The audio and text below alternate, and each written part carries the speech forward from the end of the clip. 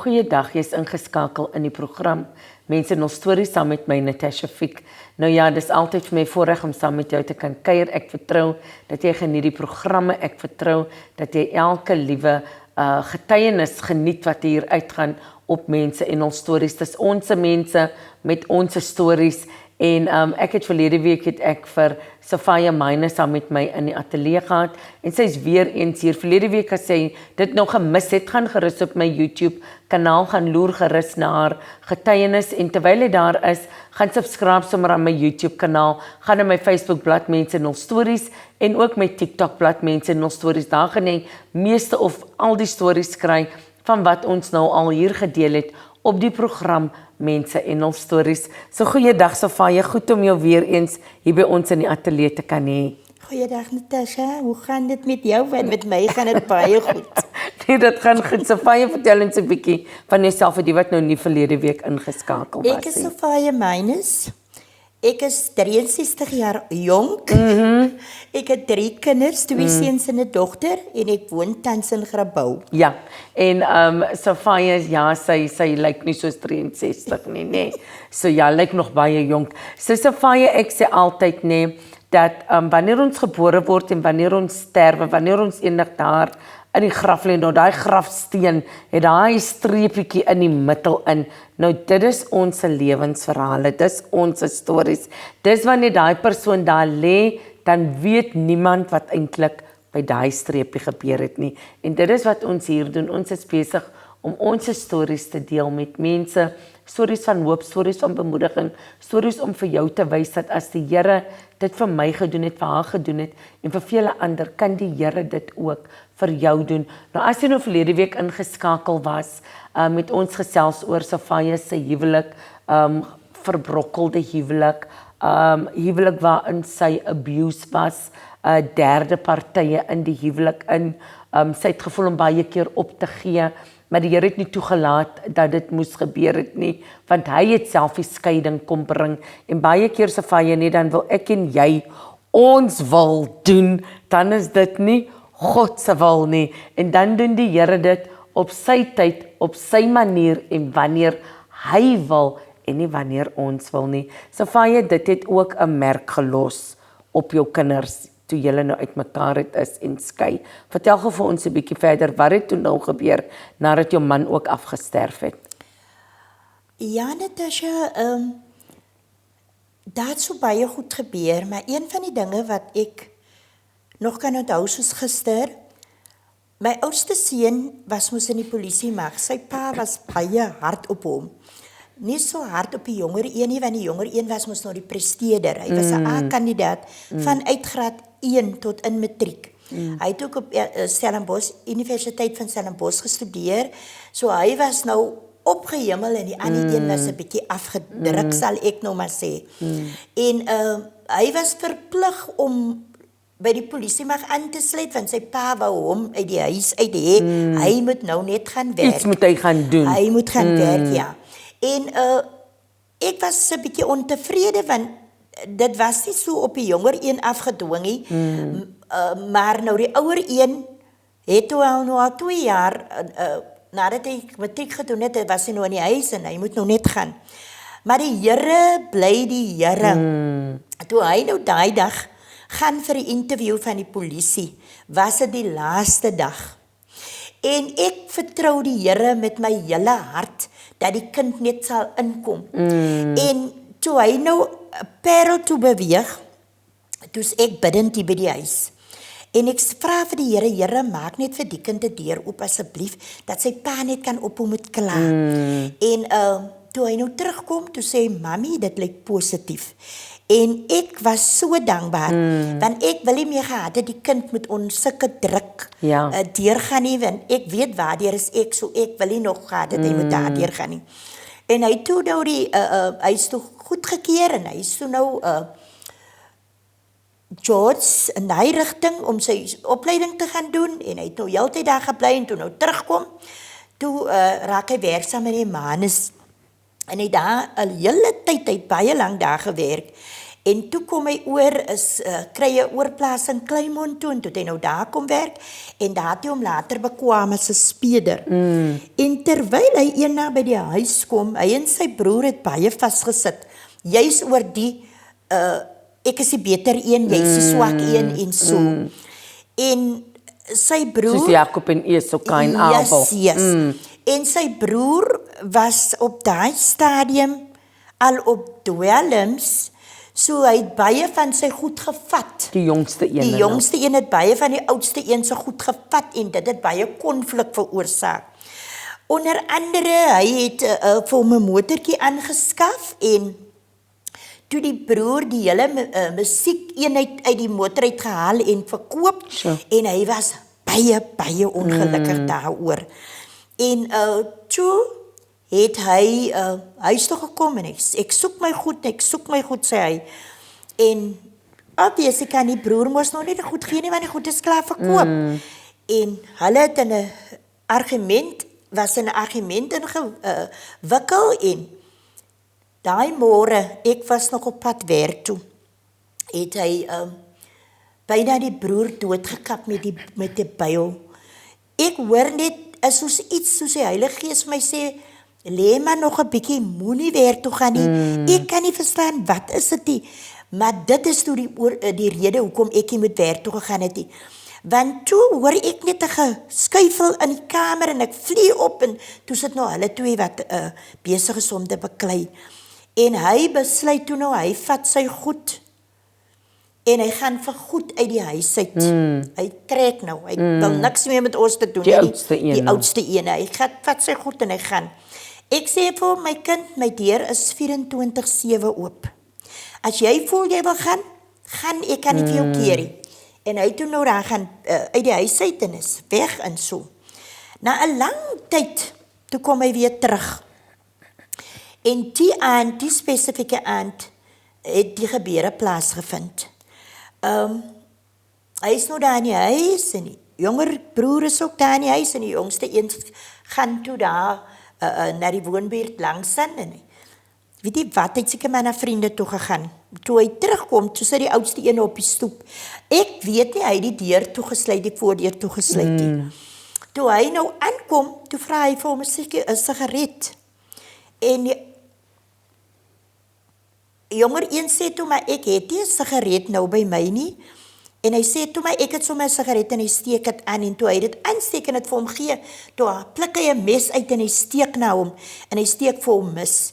En die jonger een probeer toe op die stoep kom, en hy stoot die oudste een van die stoep af, en hy sukkel om die deur oop te sluit, en hy kom toe in. En die oudste een stap toe nou, dit was so 'n reënerige aand. En hy stap toe net so vir 2 ure was hy weg, toe kom hy weer terug. En toe hy nou terugkom, toe vra hy vir my, Mami, maak op die deur.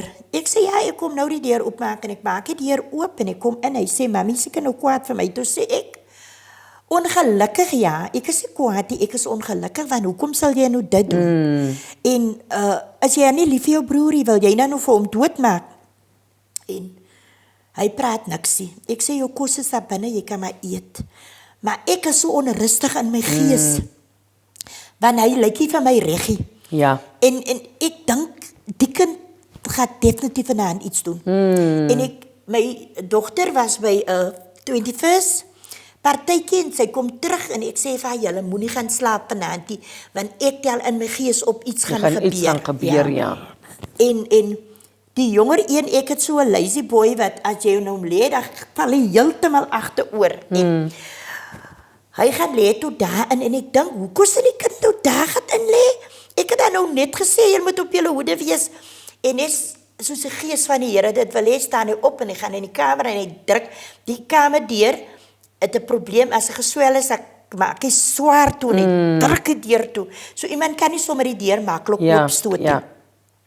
My dogter het gaan lê in die kamer, en ek gaan ook maar nou kamer toe, en maar ek kan nie lê nie, ek is te onrustig, en ek staan op, en ek gaan toe alweer so daar binne rond, hy sit daar in die sitkamer, en ek gaan weer kamer toe, en ek staan weer op, en ek dink, ek is seker nou maar honger, en ek maak vir my iets om te eet, en ek eet daar, en ek sit daar binne by hom, en ek eet nou, En toe ek nog klaar het is, toe gaan ek weer kamer toe en ek gaan weer lê en ek staan weer op en ek gaan toilet toe. Hy is nou al in sy kamer in. Toe ek in die toilet sit, toe kom die kind nou daar by my in die toilet.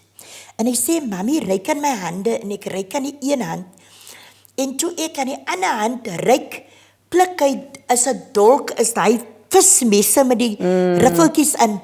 Pluk hy dit uit en hy steek my in my gesig, onder my oog, in my nek, op my arm. Toe ek my arm steek, ek sien toe hy mik af na my hart toe en ek lig my arm en ek skree en ek sê, jy moet my kom, ja. En hy hardloop uit by die deur en hy spring oor die draad.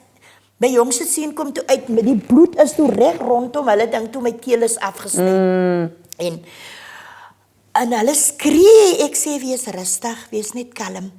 Ek sê vir my dogter, bel die polisie en bel die ambulans. En hulle is so bekommerd, hulle dink nou, ek gaan nou sterf. En hy het my verskriklik lelik gesteek, want het was net 1 millimeter van my slagaar af, wat hy my gesteek het. En hy is toe nou weg, hy het weggeraak.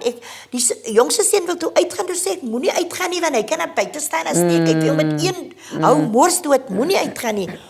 En hy is toe nou weg.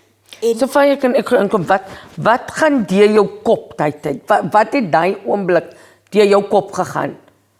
Natasha, ek het my net uitgeblok, want ek kan nie glo dat die oudste kind van jou eie seun dit aan my gedoen het nie, want wat het ek aan nou gemaak, dat hy nou dit aan my doen? Ek kan nie dinkie, ek sê net, Here, ek wil hier oor dinkie, ek wil hier oor dinkie. Dis te seer, is so seer, want my mond sit by my oor. So, hy het 'n senuwee van my afgesny, my mond het geskuif na my oor toe, ek lyk misvorm en, het is nie soos ek het vertel nie, dit was erg, dit was baie erg. Hy is toe weg, en gaan staan toe teen die pad, kyk vir 'n rygeleentheid, Somerset se kant toe. Ek is by die daghospitaal, hulle is besig om my toe te stitch, ek en my dogter en een van haar vriendinne bel toe om te sê, hy staan langs die pad, en as ons miskien vir hom soek, hy staan daar langs die pad, hulle het nou gesien. En ek sê toe bel die polisie, dat hulle hom oplei, want hy kan terugkom en weer kom iets doen. En hulle tel, die polisie het hom toe gaan optel, en ek is toe huis toe, en hy is toe gevangenis toe, nou moet hy voorkom. En hy is nog steeds 'n speurder. Hy is toe nie meer 'n speurder, hy toe bedank. Okay. En, maar wat ek weet nie, hy is ook dwelm verslaaf. Ek het geweet, hy is dwelm. Daar het ek uitgevind, hy is ook op dwelms. En ek gaan toe die dag af, die maandag gaan ek toe af, vir die voorkom nou by die hof. En toe hy weghardloop daai aand, nee, toe hulle hom kry, toe vra hy vir hulle, is sy dan nie dood nie?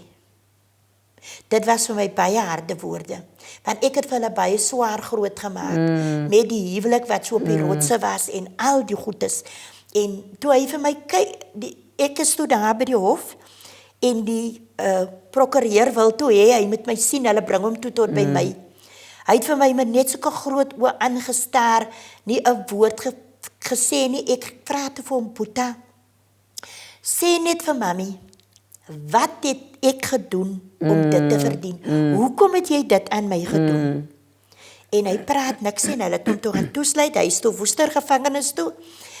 Toe hy daar opgelê het ek vir hom versorg, ek het vir hom geld geneem, ek het vir hom kos geneem, ek het vir hom gaan besoek, ek het vir hom versorg soos asof daar niks gebeur het nie, want dit is wat die Here van my verlang het.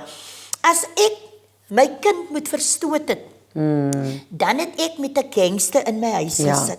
Dan moes ek voor messe uit hardloop, en ek moes gedurig gevlug het.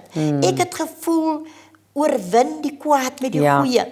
Die liefde bedek alles, dit glo alles, dit hoop alles, en dit verdra alles. En ek kan nie my kind verstoot nie, al het hy dit aan my gedoen. My kinders was baie kwaad, My jongste seun was verskriklik ongelukkig en hy het gesê, "Mami, as hy daar uitkom, gaan ek hom doodmaak," want hy het amper van mami doodgemaak. So dit was vir my 'n geweldige trauma Ja. en dit was vir my 'n geweldige taak om te hanteer en my kinders moet ek beraad en ek moet vir hulle en ek moet vir hulle vra om te vergewe Yes. en dat dinge kan aangaan. Yes. Van hoe kom 'n mens daardeur? O, dit is kom 'n mens verskriklik daardeur? swaar. Net gebed Yes. en geloof Yes. het vir my gedra. Yes. Ek moes net bidend en by die voete van die Here lê, want anders het ek dit nie gemaak nie. En ek was so seer en ek het angsaanvalle gekry. Dit het vir my baie lank gevat om reg te kom. Maar toe hy het nou voorgekom en die saak is toe nou is klaar gemaak en hy het die eers gevangenisstraf uitgedien nie. Hy het nou net opgelet totdat hy nou heeltyd voorkom, maar hy het die eers 'n gevangenisstraf uitgedien nie. So goed was die Here. En toe hy nou by die huis kom, toe sê ek, maar hy kan nie by my in die huis bly nie, want die kinders is gemaklik met dit nie. Ja. Toe het hy nou by mense gaan bly en hy sê vir my, "Mami, ek wil nie by die mense meer langer bly nie. Ek wil gaan vir hulp en ek kry toe 'n nommer van die ark en ek bel toe vir hulle en hulle sê toe vir my, maar hulle kan nie vir my help nie, hy moet self bel. En hy bel toe in en hulle sê toe vir hy moet die maandag weer bel. En die maandag toe hy bel, toe sê hulle hy moet inkom en hy kry onmiddellik Sure. word hy opgeneem en hy is nou nog daar, hy is nou al vir 4 jaar daar. Maar wat ek vandag vir u wil sê, die Here werk verkeerd om reg om. Die Here slaan met 'n krom stuk hout 'n reguit hou in 'n mens se Amen. lewe. Amen. Want die Here het die kind se lewe radikaal verander. Toe hy nou by die ark beland, toe is dit 'n geestelike opset. Ja. En hy was verplig om in te skakel en die klasse te doen en sy kursus te voltooi. Dit was 'n 6 maande kursus en hy is daardeur en toe bly hy aan. En dit was vir hom 'n motivering want toe kom hy na die Here toe en hy raak geestelik besig. Hy is nou so, dit lyk hy die Bybel ingesluk. Ja. As iemand vir hom 'n teks vra, dan sê hy sommer waar dit staan en so. Ek is vir die Here net vandag baie dankbaar Amen. dat ek maar let go het, dat ek maar laat gaan het, dat ek nie nog gepraat het nie, en dat ek nie nog verwyte geslinger het nie, en dat ek hom nie verstoot het nie, so kon ek my kind nog verder ingestuur het en dan het hy 'n skoolie geword. Ja. Maar die genade van die Here was so oorweldigend. Die Here het vir my kom stil maak en die Here het my kind se lewe verander. En vandag is hy 'n gelowige en hy preek vir mense. Amen. En daar wat hy is, beraad hy mense. Amen. En hy is nou sy 4de jaar daar. Hy het vir my gesê hy gaan nou nog so 'n paar maande daar vertoef en dan gaan hy maar nou huis toe kom want ons het nou sy broer onlangs verloor. Ja. So daar is nou 'n man by die huisie, so hy wil nou maar terugkom huis toe om die man in die huis te kom wees. Ek sê vir hom, dit is net soos jy voel my seun. Die Here het vir jou deurgekom, so jy moet doen wat goed is vir jou. Ja. En ek sê vir hom, hierso is support groups, jy kan daar kom ondersteuning kry en ons gaan dienste doen. Ek en jy gaan hospitale besoek en tronke en so gaan die Here vir jou deurdra. Amen. Maar die Here bly die Here. Amen. En die Here bly getrou. As ek en u op die Here vertrou, Amen. dan dra die Here ons deur. Amen. Amen.